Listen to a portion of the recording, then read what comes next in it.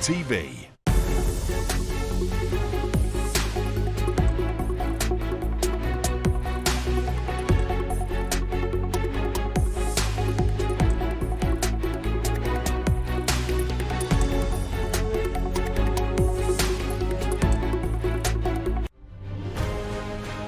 On TV, on radio, and on your smartphone.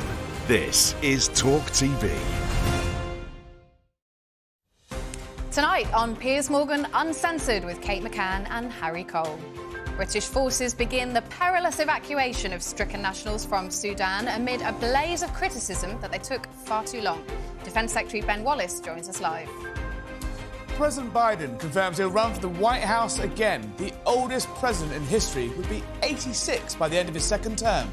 So how old is too old for the leader of the free world? Stanley Johnson makes the case for political antiques.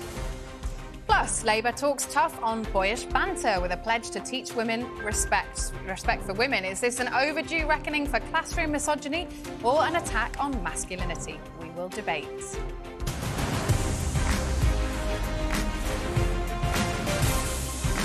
Live from the News Building in London, this is Piers Morgan Uncensored. Good evening from London and welcome to Piers Morgan Uncensored. Eagle-eyed viewers will have spotted that neither of us is Piers Morgan. Sadly, he was up all night with a sickness bug. These overnight pictures of Harry and Meghan smooching at a basketball game are, we're told, entirely a coincidence.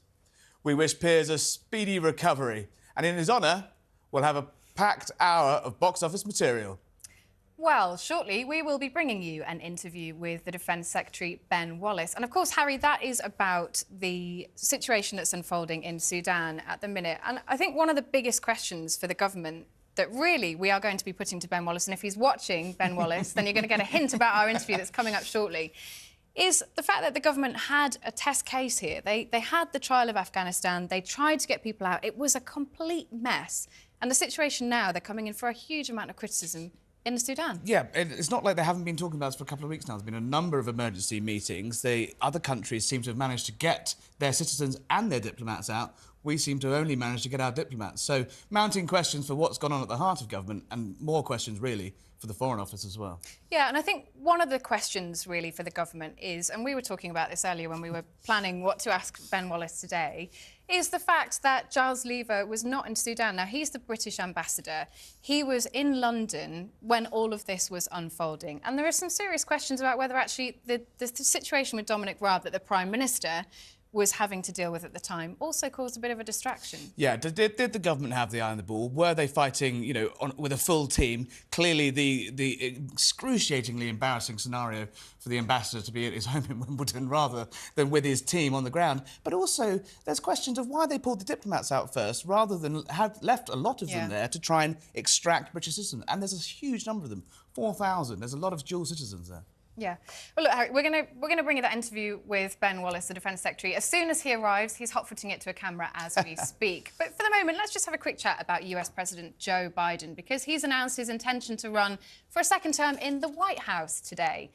Now, in a campaign video released this morning, Biden pledges to finish the job and continue his fight against what he calls Republican extremism. But will the job finish him? Already the oldest president in history, Biden would be 86 by the end of a second term. His blunders are already subject to daily scrutiny. 10, 12, 15. Oops, stepping on them. It's black. Anyway.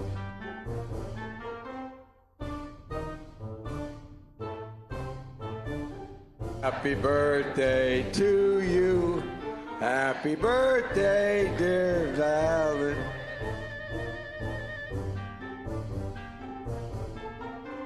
The President asked me to be in charge of managing that piece, then President Trump.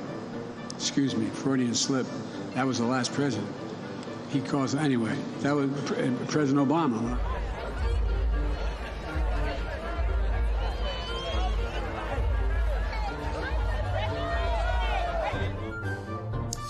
Joining us now is the environmentalist and former Prime Minister Boris Johnson's father, Stanley Johnson. Welcome, Stanley.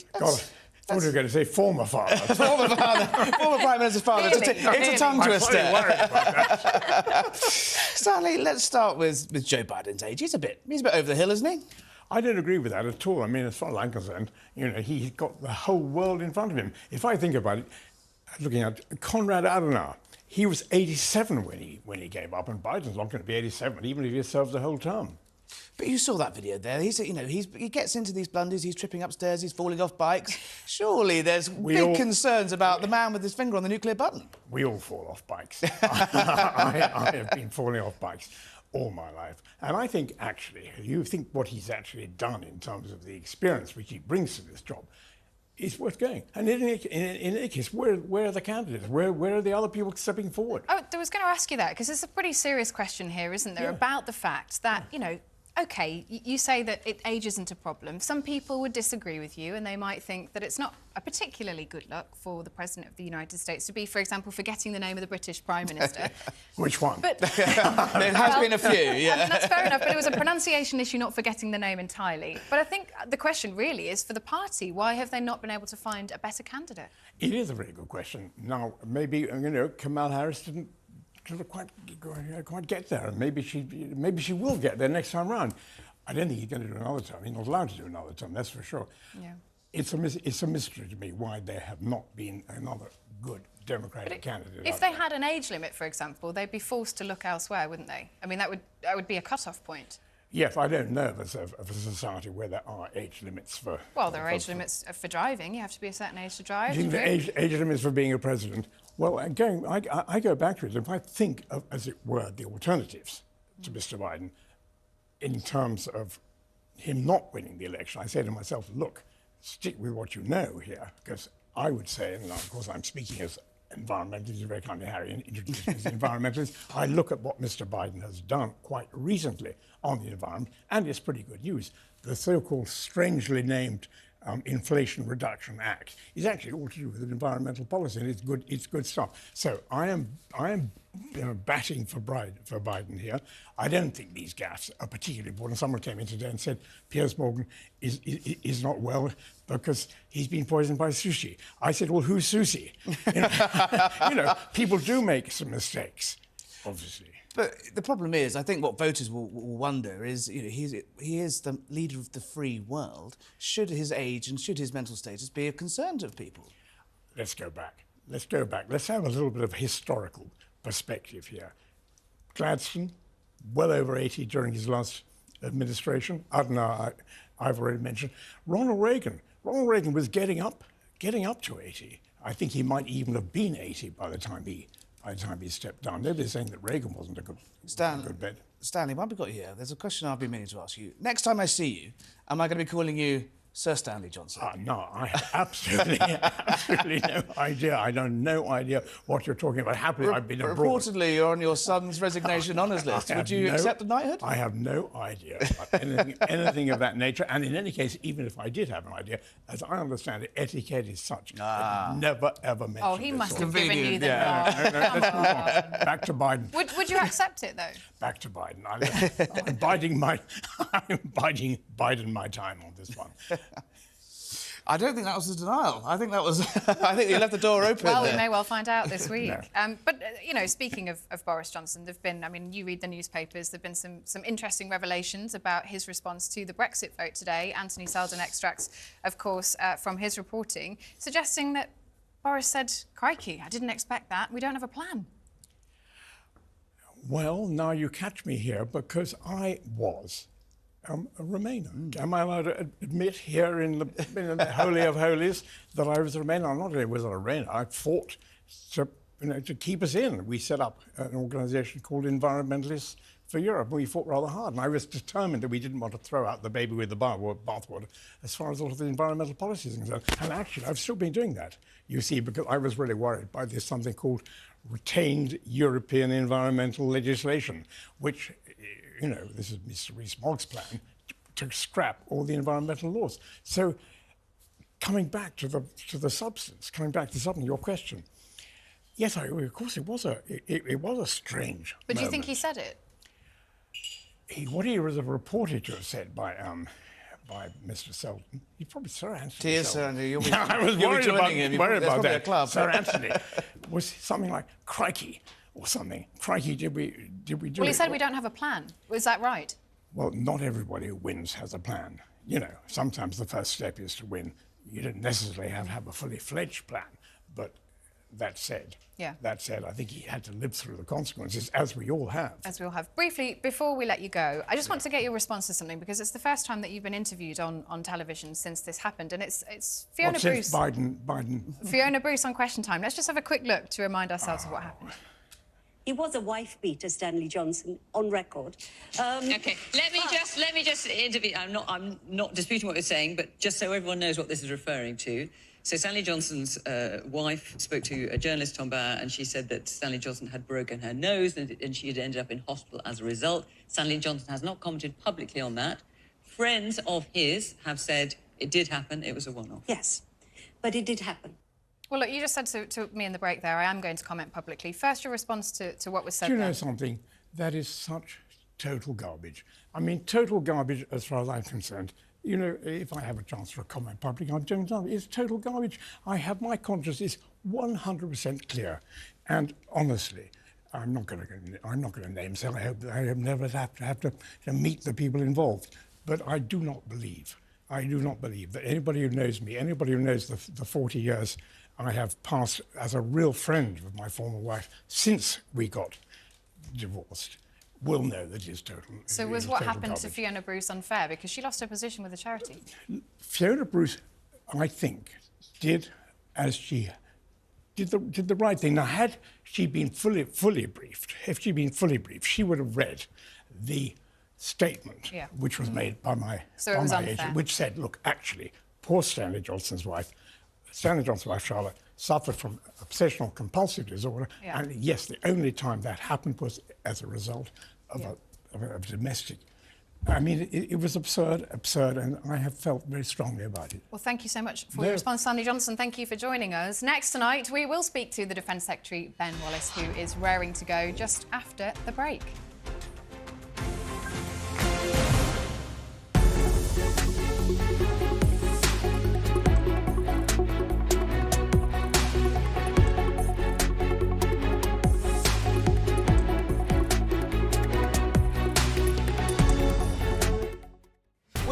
Britain's conversation. Oh no. With the People's Channel. No, already used. Every Little Helps. For God's sake, is nothing original anymore. It's finger-licking good. I'm loving it. Look, let's be honest. We don't have any fancy speechwriters here, but we do, and I promise you, discuss the issues that matter to you. Yes, I'm back. Talk TV, not with Morgan, just before him. Monday to Thursday at 7 p.m. Join me. Just do it. Well, that one too.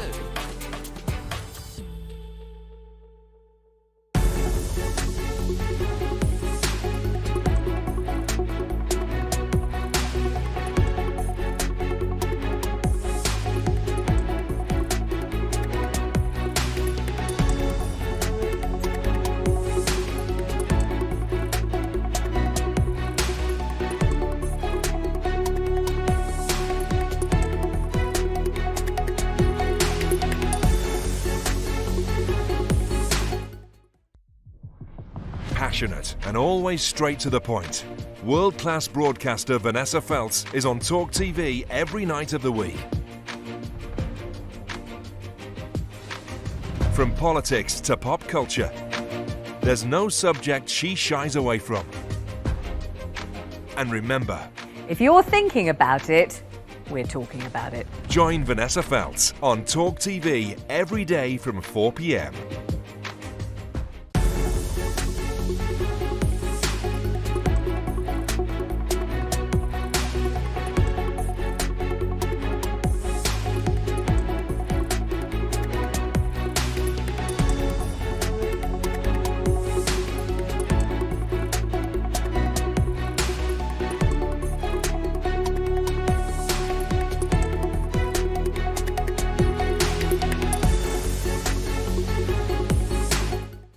He's back, and he's uncensored.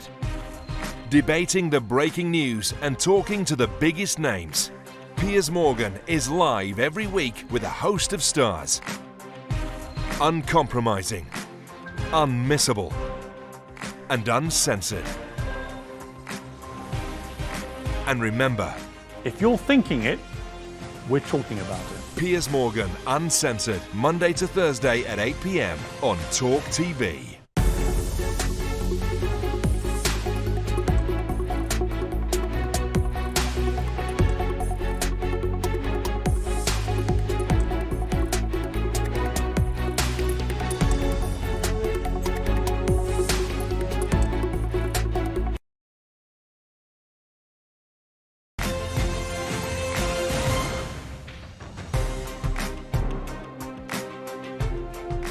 Welcome back. The first UK evacuation flight from Sudan has now landed in Cyprus, with 2 more planned overnight. Well, we're joined by the Defence Secretary, Ben Wallace, now to talk through all of this. Ben, thank you so much for joining us this evening. Let's start with what's happening in Sudan. We've been talking about it a little earlier on in the programme. Why wasn't the government faster in responding to this situation?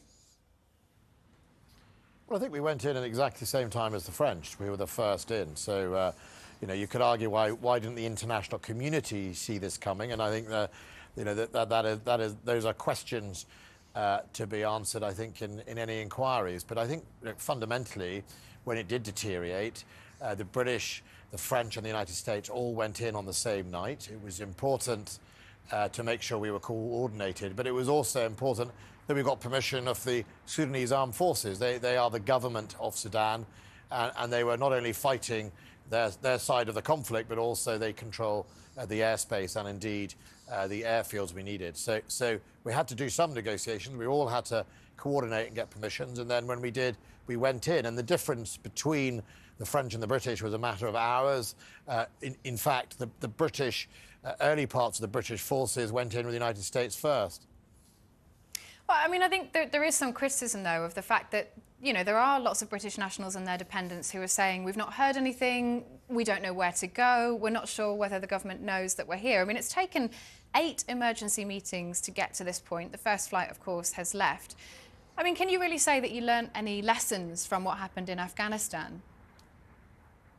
Yeah, I mean, first of all, this is not Afghanistan. So in Afghanistan, the Taliban were in control and gave us a 20-day window. So there was some certainty that we would be able to fly in and out. Secondly, in Afghanistan, we and the Americans had military troops on the ground for 20 years. So there was a proper footprint and a large embassy. There's many more people to get out. Thirdly, in Afghanistan, we expanded not just British passport holders, if you remember, the ARAP scheme, which is some nearly 12,000 people. Those are people who over the 20 years had helped us. So it's very different. And also the chaos and the things that we saw and the humanitarian challenges around the airfield are not here. Yeah. You know, what was going on in Sudan? What was going on in Sudan, Kate, was that, you know, first of all, the international community, because of the fighting and the diplomatic quarter was sandwiched between the 2 headquarters of the 2 factions, because of the fighting, you know, knowing hour by hour what was going on was very difficult. And you reference people not having heard from the Foreign Office. That isn't because the Foreign Office isn't trying to communicate with them. It is because the internet cover, the television, the telephone cover is very, very minimal. At some stages, 2%. And that presents a real challenge. But I suppose that's my point, really, because the Foreign Office is supposed to be able to see these things coming. It's supposed to have the planning and the resources to know that they have what they need on the ground to get people out. You are, of course, in charge of what happens when people are airlifted out of a country, and what you seem to be saying is that that is going well. So actually, is it the Foreign Office letting the side down again here? No, look, I mean, look, the whole international community, if you think, realised what was going on, but it descended pretty quickly into a fight. You know, Sudan had settled into some form of stability where the 2 factions were supposed to merge together to form the main army. Suddenly, I mean, literally, in a space of a few days or hours, that broke down, and the 2 leaders of the Sudanese armed forces and indeed the RSF, the former sort of Janjaweed militia, some people might remember from the past, started fighting, and they started fighting around the area of the diplomatic sector. That meant a matter of hours. And a country like Sudan, it's very difficult, poor infrastructure, very poor country. That presented some real problems. And look, you know, we made a decision early on that the people directly... Secretary of State, you're saying there's no criticism at all for the Foreign Office? Absolutely none? You're perfectly happy with how it went? Look, we are all learning, we're all working together.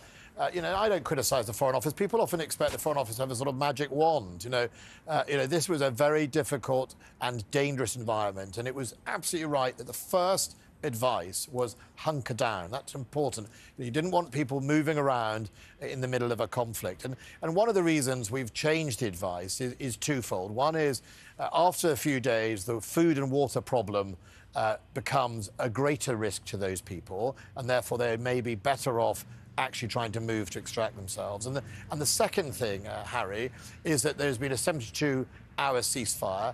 And thirdly, we've got to know more about what's going on the ground because of our experience since the weekend. And I think that allows us to have a window in Khartoum. And 99% of the people registered with the Foreign Office are all in Khartoum at the moment. But I do expect that to change. But in the meantime, I've put in place plans in Port Sudan, which is 500 miles away, but nevertheless one of the major towns in Sudan. I've put some Royal Marines in there and working with the Sudanese Armed Forces to make sure there is a backup should that airfield, and your listeners should remember, and viewers, that the airfield is a military airfield from which the conflict is being run from. So we're only guests there, and we have to be slightly careful about how many people we put in and how much we get in the way of the Sudanese. Of course, Secretary of State. And you speak on behalf there of the international community, you talk about working with allies. Are you you pitching for the top job at NATO again? No, I'm pitching on helping as many of our friends and allies as possible. We took out French, we took out Norwegians, we took out Danish, and we'll take out on these planes if there are seats spare, or indeed, you know, as the Germans have found out, not all their nationals turn up at the same time. So we will take out all our friends and allies across the world. So you're not interested then in being the next Secretary General of NATO? I hear you're in the running. I'm always interested in a variety of interesting jobs, Harry. At the moment, the job I have is the Defence Secretary. But you're not saying never? Well, when I left school, I was a ski instructor, Harry. I'm always interested in going back to do that job. That's non-denial there, I think. That's quite a grin, I think, Ben Wallace. Look, it's Rishi Sunak's 6 months in office today. You didn't back him originally for the job. Has he convinced you now that he is the right man? Yeah, he's doing an excellent job, and I witnessed firsthand over the last few days his chairing of COBRA has been very good, it's been efficient, and he's taken the decisions. You know, sending men and women in harm's way is not an easy job for people to do. He's done it really, really well. He's led from the front. Whenever I've needed assistance to speak to another leader so we could get more troops in or more aircraft, he's delivered, and I think he's providing that stability that the country currently needs. Well, I mean, Ben Wallace, you say he's providing that stability, but he just lost his Deputy Prime Minister not even a week ago. Look, the Prime Minister took a decision based on the report he read. I think it wasn't an easy decision because I don't think it was overwhelming one way or the other. But, you know, we have to make sure we stand for some of the, you know, issues. Civil servants were feeling, certainly in the evidence they gave, that this was behaviour that wasn't appropriate. I think it's a difficult call, but I think he wanted to uphold the higher standards. But also, on the other side, you know, Dominic Raab I worked with when he was Foreign Secretary. Funny enough, I recognise the issue about Gibraltar. I think in that, some of those claims he made were correct. And I think it's very tough sometimes when you're working under pressure as a leader of a department to make sure you get the outcomes you need. But, you know, the Prime Minister read the report. I haven't read the report myself. He read it, he took a decision. I think it was a tough decision. But, you know, the price of leadership is sometimes tough. It sounds like you think that Rishi Sunak could have fought a little bit harder for his Deputy Prime Minister there, then, in that case. No, I think Rishi, as I've seen him in his 6 months, he absolutely, he reads the briefs he's given, he reads the reports, he makes an analytical view of what he thinks he's going to do. He talks to the leaders of the department, so if it's a defence matter, he will talk to me, and then he makes his decision. And I think he made a decision in that case. By all accounts, I think it was a difficult decision because it wasn't necessarily overwhelming, but it was a decision where I think he erred in the right place, and he took that tough call. I mean, Ben Wallace, Piers Morgan, very sadly, isn't here tonight, and we are doing our best to keep his seat warm. Well, I'm not being shouted at. Usually he shouts at me. So we can shout at you if you want. There's plenty of time. But look, there is a question that Piers Morgan wanted to ask you tonight. Let's just have a quick listen to him talking about this topic. I hope, Prime Minister, you do the right thing. This man is a hero who helped us take on the Taliban. His family are in Afghanistan. We have a moral compulsion as a country to save this man and to take care of him and to take care of his family. Ben Wallace, that is a plea there from Piers Morgan. To the Prime Minister, fair enough, but I'm putting the question to you tonight because Piers is saying that the Prime Minister should step in and not deport this Afghan pilot who has entered the UK, of course, you know, as the government would say illegally, but has done a huge amount for this country in the past. Well, first of all, when I heard about that, I asked my department to look if he'd applied under the Arab scheme, which was the scheme for those people in Afghanistan who had helped support or work directly with the United Kingdom, mainly security forces and the Foreign Office, over those 20 years. And it transpired he hadn't applied, and he has now applied for the Arab scheme. And I think he did that at the beginning of April when it was first presented to me. We will work through his application. I've asked my officials to keep an eye on that, and we'll then see what comes of the outcome. And we'll make sure to see if it meets the criteria of the Arab scheme. And I think, the Arab scheme has some differences that people might have forgotten now, which was, if you were in the mainstream Afghan army, for example, and you were a soldier in the army, but you weren't working with the British or the Americans or the else, you weren't eligible for that scheme because you were, we didn't want the army at the time just to all leave, and we wanted, obviously, them to stay and support their government so the Taliban weren't victorious. If you worked directly for us or in support of us over those 20 years, then you were eligible, and your viewers and listeners will know that that's been in the thousands of people we've brought over already, and we will continue to do so. We're not closing that scheme. So we'll look through his application, and then obviously I'm very happy to make it clear what the result is on that. It sounds like an element of hope there in that difficult story. Ben Wallace, Defence Secretary, thank you so much for giving us your time this evening. Thank you, Kate. Thank you. Well, next tonight, should boys be taught to respect girls at school to stop misogyny and violence? That's coming up next.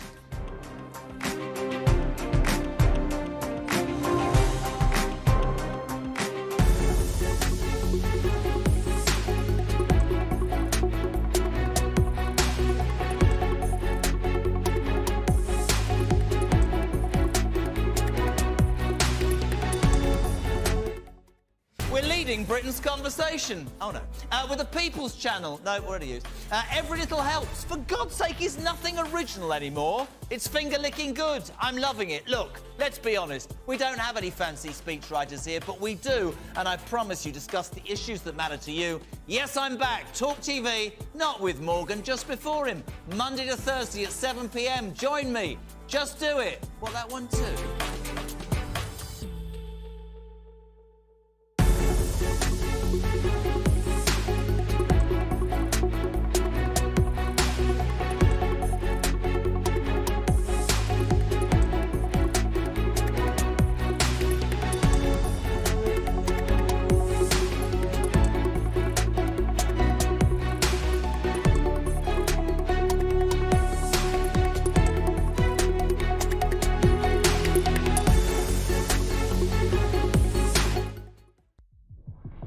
Passionate and always straight to the point.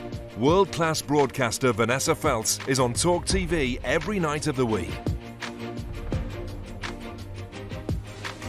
From politics to pop culture, there's no subject she shies away from.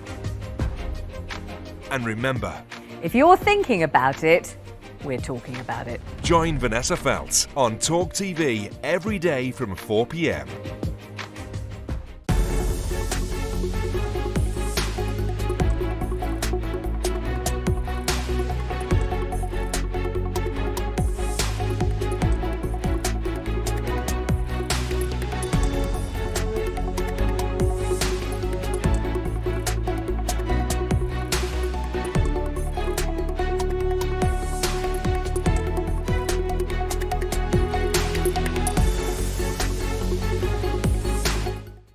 He's back, and he's uncensored.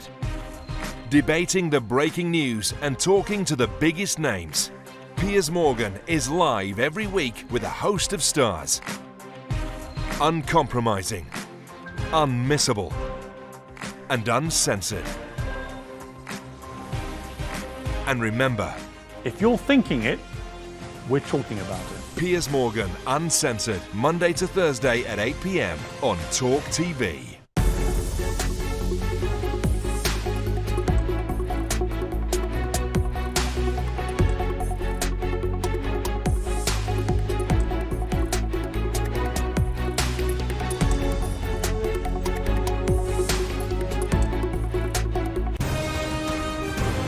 This is Talk TV.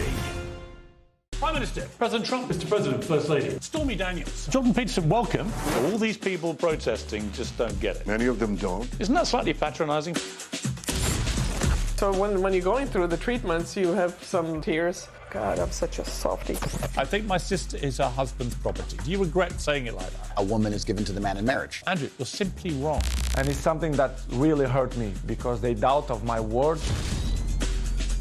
I thought the marginalized were supposed to have a voice. I've been a terrible liar. La, la, la. You're being a Karen. Piers Morgan, uncensored!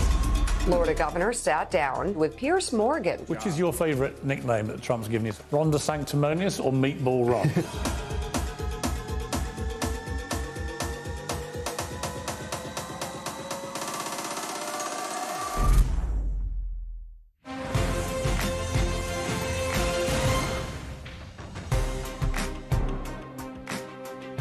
Welcome back, and wow, what a load of guests there. A year since we've been on air, and quite a year it's been. Labour is pledging a crackdown on laddish banter today in classrooms and says that boys should be taught respect for women as part of the national curriculum. Schools are reportedly battling increases in misogyny and abusive behaviour towards girls, blamed by some on the popularity of influencers like Andrew Tate.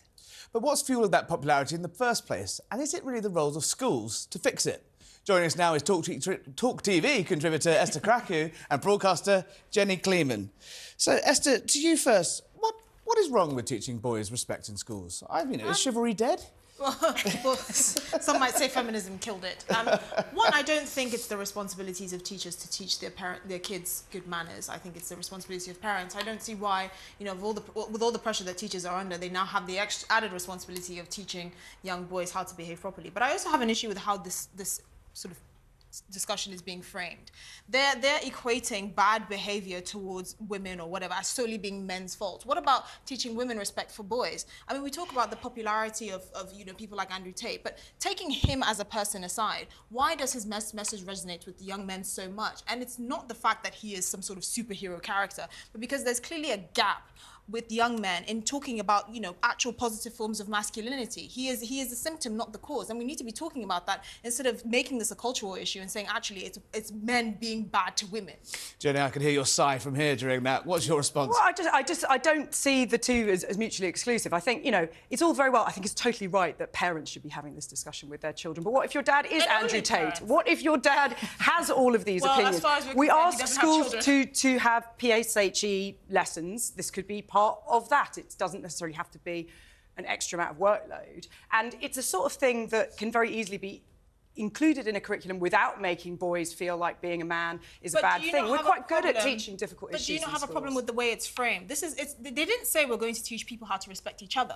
It says we are going to teach boys how to respect girls to crack down on laddish culture. But there's such a thing as toxic femininity. I get so many messages of young women being horrible to young boys. Yes. We don't talk about the flip side. But I think the effects of toxic masculinity, of like men putting revenge porn videos online, which women don't tend to do, can ruin lives in a different way. So and there aren't the kind of women influencers encouraging young women to go and ruin male lives. Isn't that the point here, which is that actually this isn't necessarily a conversation about how women are negatively affecting young boys. I mean, what this is proposing is to teach young men that it's not right to video you having sex with your girlfriend and then post it on the internet, you can get arrested for that.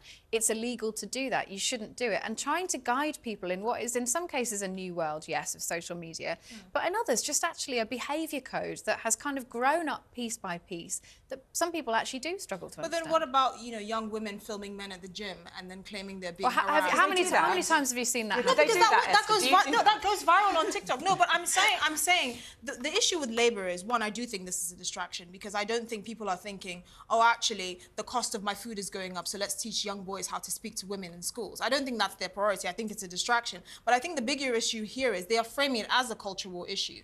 If you don't want to make it look like the onus is always on men and how men behave in a society with men and women, disagree with you. You have to phrase it differently. I think there are a lot of culture wars, but I think you're wrong. I do think this isn't being framed as a culture war. But this is framed as a focus of violence against women and girls. Let Jenny speak. Go on. I think this is being framed not in terms of culture wars at all. It's being framed in terms of really low rates of prosecution when it comes to rape conviction. That's the as justice well. system's problem. This is the justice. Yeah, this is not a culture war. We have a problem in this country, and we have to look at the causes of those kinds of crimes as well as looking at prosecuting them. So, but that's a problem for the justice system, not young kids in school. My issue is when you're telling young, impressionable, you know, teenage boys and girls that actually the issue is how boys are treating girls. You're framing it as a cultural issue because there's no onus on women to behave properly. Is there any problem with having a conversation about this, though? Because it's clear that sex education in schools is a total mess. There's a government review going on about it now. Parents unhappy with finding out what's going on. Why not have a talk about this without framing it as a culture war issue? In families, in homes, where people are actually being But not everyone has that ability to have those conversations. Well, but I'm sorry, but that's not the government's responsibility. The government barely gets many things right. Why are we now offshoring more responsibilities because of the if government? you leave some things just to parents, then some children are going to have absolutely no information at all apart from Andrew Tate and other people on the internet. To parent.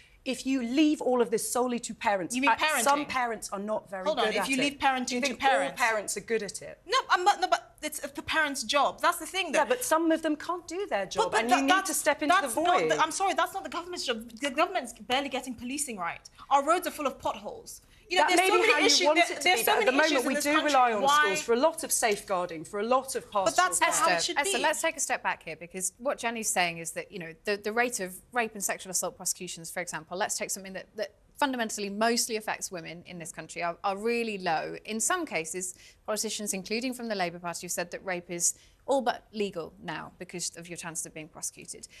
You seem to be suggesting before that has nothing to do with culture, has nothing to do with behaviour, has nothing to do with attitudes. But actually, in a lot of cases, rape is not strangers. It's people that we know. It's a boyfriend. It's a person that you've met on a night out. That's about culture, isn't it? But I don't think equating... I mean, there's a huge gap between how men and women, or young boys and girls interact with each other. There's a huge gap to get from there to rape and, you know, the level which rape is prosecuted in this country. I think the prosecution rate is about 10%. I don't think it's a gap. I think it's a continuum. No, it's not a continuum. I don't agree with that at all, because you cannot say that actually to reduce the level of you know, rape prosecutions in this country, we need to teach young boys how to use better language. How do you make that gap when it really should be the parents' responsibility to teach their kids how to treat each other? To reduce the number of rapes, you have to increase the level of respect so that people see the humanity of each other and don't treat each other like objects. Do rapists just happen to forget that it's illegal to rape? Is that no? They don't see their victims as fully human equals. So they forget it's illegal to rape someone. They can. No, it's got nothing to do with the law. It's to do with how you see your victim.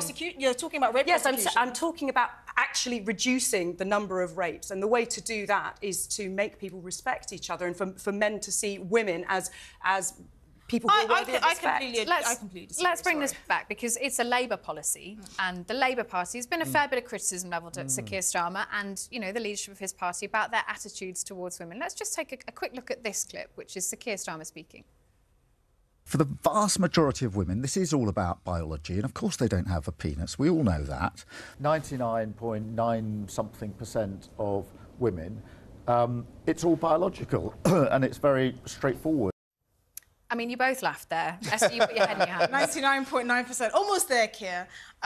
Look, for the longest time, Keir Starmer has treated this whole trans issue as just a cultural thing. I mean, Rosie Duffield has made it very clear that the leader of her party really tried to distance himself from it because he thought it was just something that was, down to the culture war, and he didn't want to engage with it to breathe life into something that he didn't think was a big issue. But clearly it is a big issue because many women in this country, as unhappy as they may be with the Tories, are genuinely envisaging a scenario where the Labour Party will come into government and you start to see, trans rights in women's spaces go haywire, and it really rolls back women's rights in that way.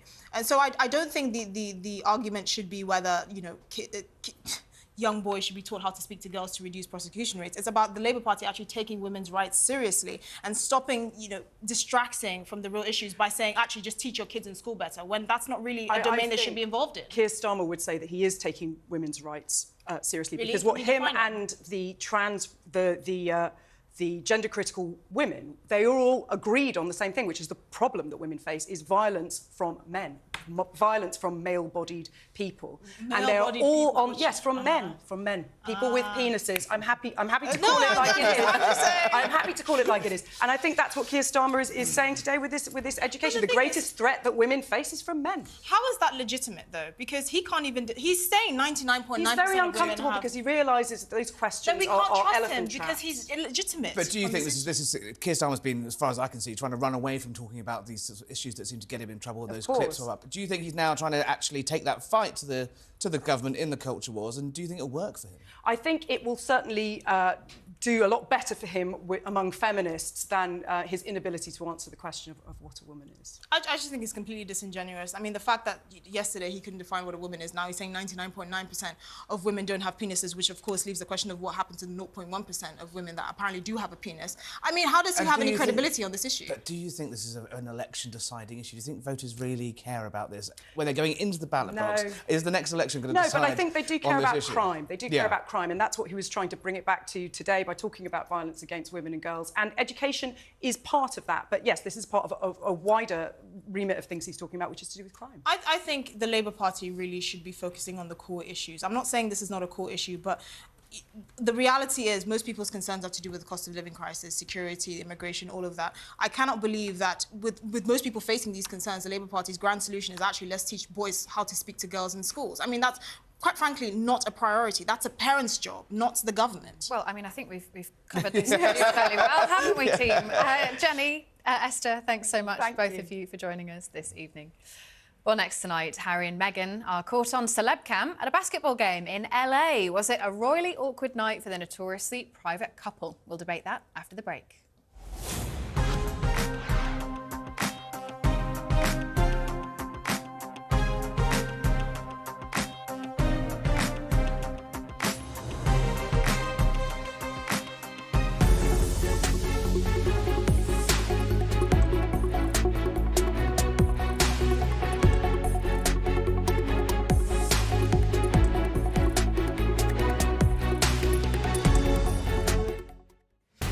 Britain's conversation. Oh no. With the People's Channel. No, already used. Every little helps. For God's sake, is nothing original anymore. It's finger-licking good. I'm loving it. Look, let's be honest. We don't have any fancy speechwriters here, but we do, and I promise you, discuss the issues that matter to you. Yes, I'm back. Talk TV, not with Morgan, just before him. Monday to Thursday at 7 p.m. Join me. Just do it. Well, that one too.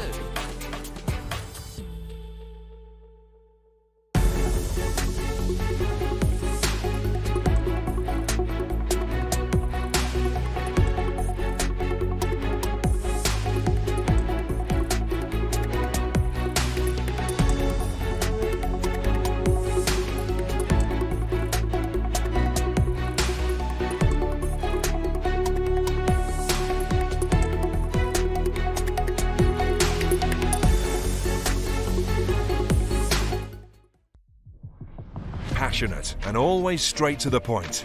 World-class broadcaster Vanessa Feltz is on Talk TV every night of the week. From politics to pop culture, there's no subject she shies away from. And remember, if you're thinking about it, we're talking about it. Join Vanessa Feltz on Talk TV every day from 4 p.m.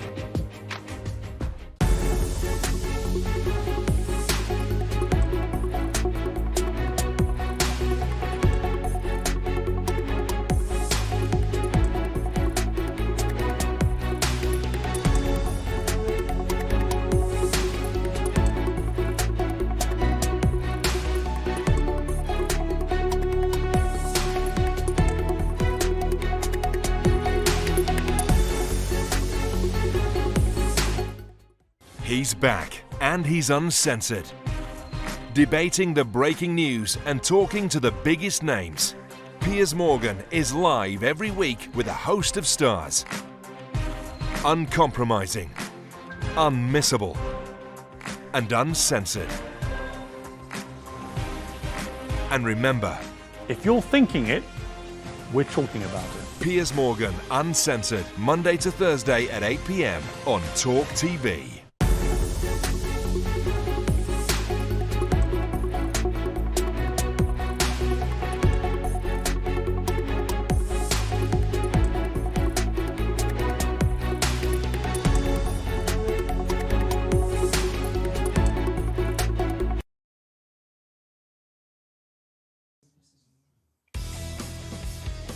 Coming up on The Talk, Keir Starmer wants schoolboys to have lessons on how to treat women. Meghan rejects Prince Harry when they're asked to pucker up for a kiss cam. And eco-vandals spray graffiti on SUVs. That's all at 9 o'clock.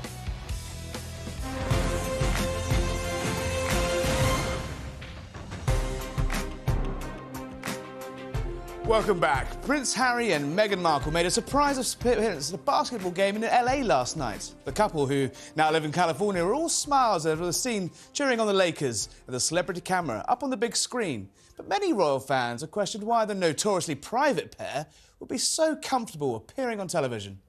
Well, we're joined now by Talk TV contributor Paula Roan Adrian and Talk TV presenter Richard Tice. Lovely to have you both with us this evening. Great to be there. But let's start with that clip, because, Richard, it is incredibly awkward. Whatever you think about it, I mean, he goes in for a kiss, she completely dodges it.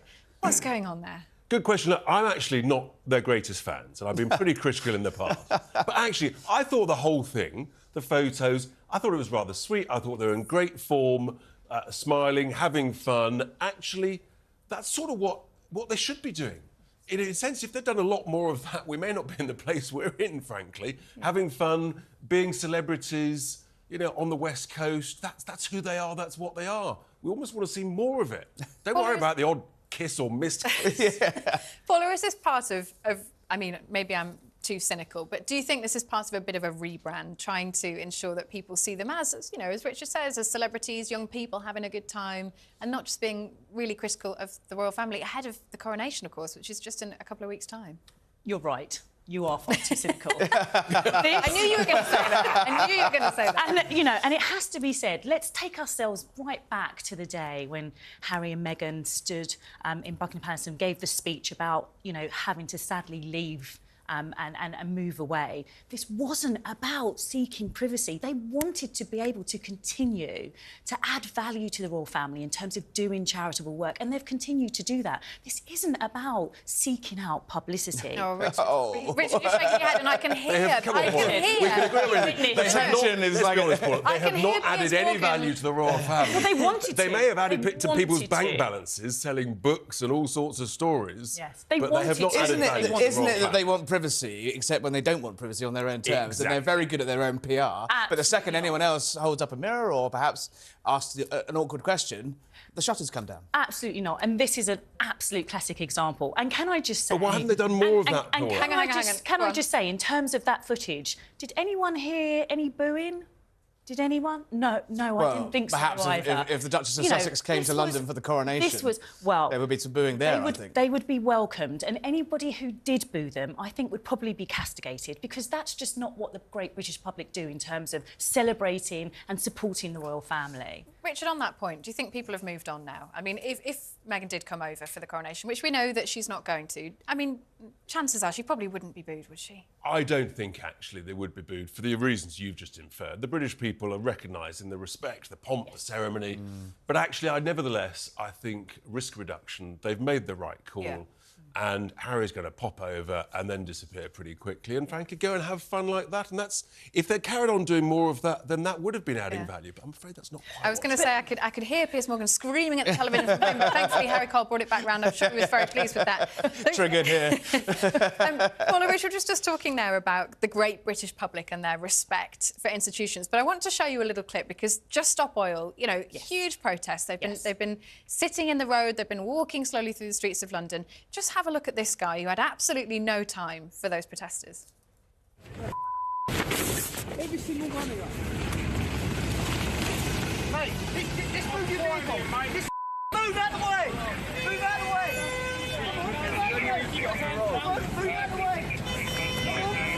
Move out of the way. Come on, mate. Come on. Come on. Richard, is that the backbone of Britain? Is that the best of the British public there? He is absolutely right. There's other footage. I thought you might say that. I'm thrilled to bits to see that. He's doing the job that the British Bobby should be doing. Oh, because looking on. The 1980s Highways Act. I know. I've actually read the stuff. It says they cannot willfully obstruct the highway. And the police should be moving them off the highway. Protest peacefully, lawfully on the pavement. Wonderful, we can enjoy your lovely banners, but don't block the highway. And if the police won't do the job they're supposed to do, then the great British public end up having to do it.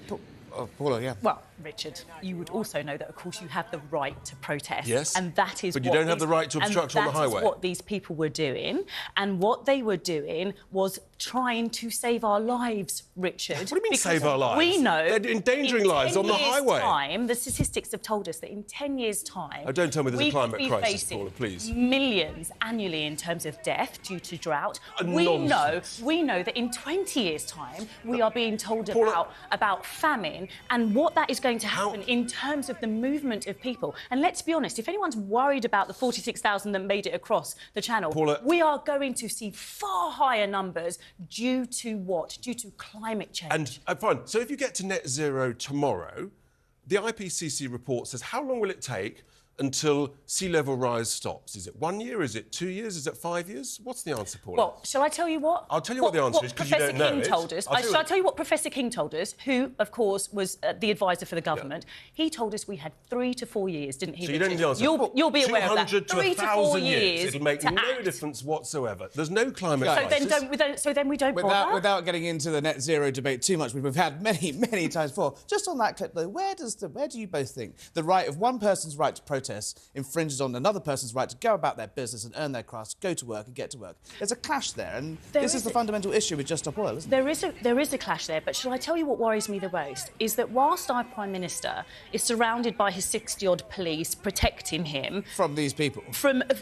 They didn't know. They didn't attack him. Well, would you rather they drove down the street with motorbikes? They didn't attack him. They were peacefully protesting, and that's what Just Oil do say. They are peaceful protesters. No, they're not. They're obstructing us. So whilst Rishi Sunak was being, cocooned by the police, what we have is a member of the public frustrated attacking the protesters.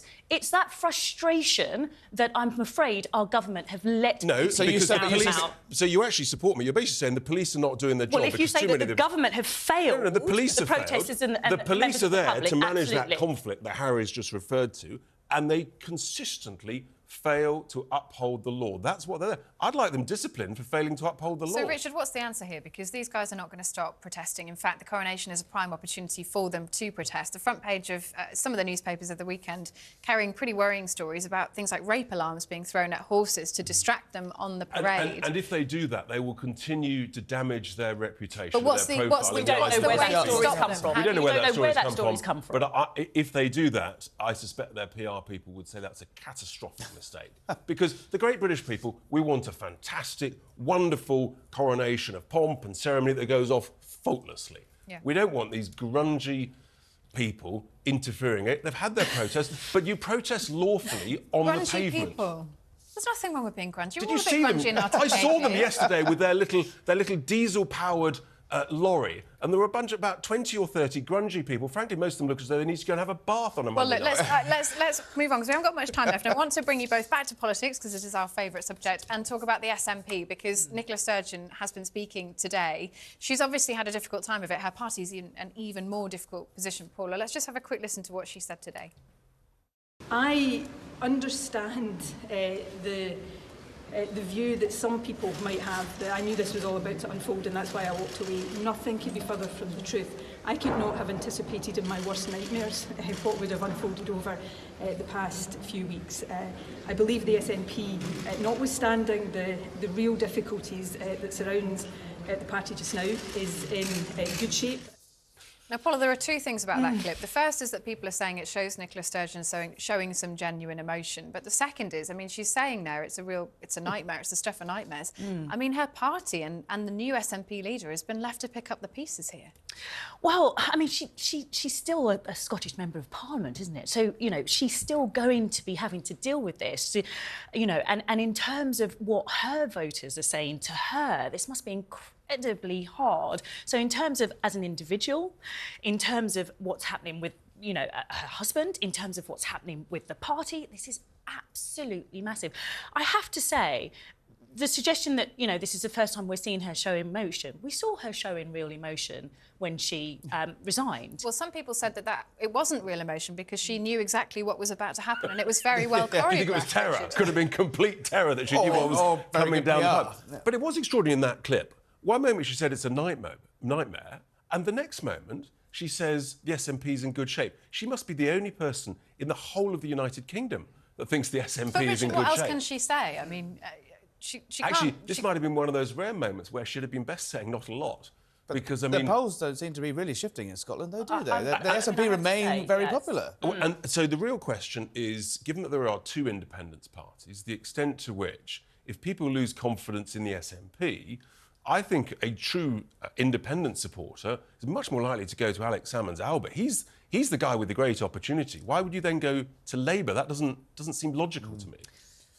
I just think in terms of who the SNP are and what they SNP are and who they mean to Scottish people, I don't think that they are concerned as you're suggesting that they should be. I do think that they have a very strong base and that strong base will continue. Did you believe the crocodile tears, though? Crocodile tears. The cynicism, I'm literally drowning underneath the cynicism. Those were real tears, just like the real love we saw for Harry and Meghan. Right, look, we've only got about a minute left. Richard, I want to get your thoughts on this. Briefly, in a word, both of you, I'm going to ask you. President Biden, he's announced today he's going to stand again. Is he too old for office? He is, but he had no choice. Otherwise, he would have had a lame duck presidency for the last 18, 20 months. He had to say that, but I don't think that he will be actually on the ballot paper in November 2024. Paula? God. OK, steady yourselves, everyone. Oh, no. Yeah, I agree with... Oh, wow. Whoa, listen, I know. This is a moment. I know. Hang on, Piers is not going to like this. Someone take a picture. It's required a divine intervention. This has ever happened in the studio. Yeah. I have to be honest with you. I'm disappointed. It's a shame that he didn't feel it appropriate to mentor someone. Paula, Richard, on that note, thank you so much for your thoughts. Thank you for joining us this evening. And thank you for watching, because that is it from us. Piers Morgan, we hope you feel much better tomorrow. What you're up to, whatever you're up to, all of you, make sure it is uncensored. Good night.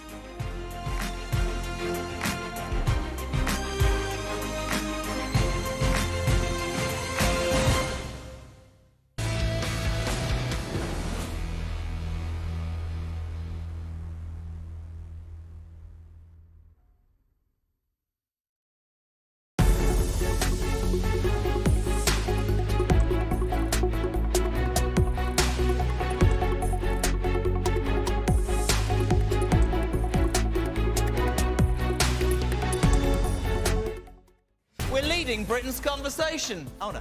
With the People's Channel. No, already used. Every little helps. For God's sake, is nothing original anymore. It's finger-licking good. I'm loving it. Look, let's be honest. We don't have any fancy speechwriters here, but we do, and I promise you, discuss the issues that matter to you. Yes, I'm back. Talk TV, not with Morgan, just before him.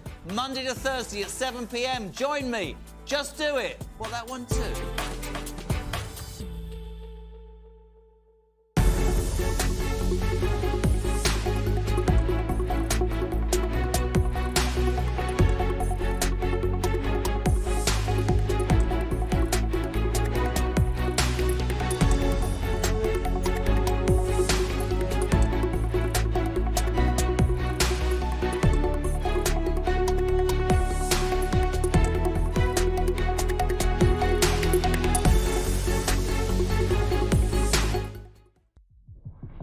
passionate and always straight to the point.